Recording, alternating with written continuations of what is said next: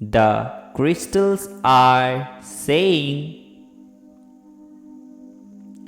embrace the day. Look around at the positivities in your life. No matter how hard things may seem, they are there. Yes, life can get you down, but don't let outside influence dull your sparkle.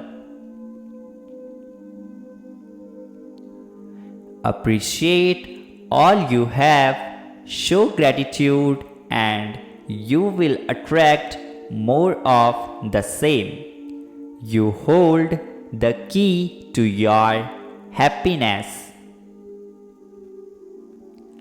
Today's message: be proud of how far you have come. Be proud of how you have made it this far despite not knowing how you would. Be proud that all your experiences have now given you the awareness to know your worth.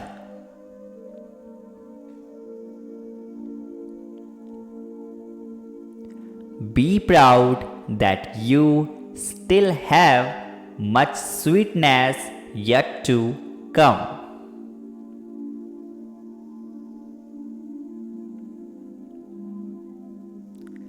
Type yes if you agree with this and make sure to hit the like button and also subscribe God's Manifesto. Thank you.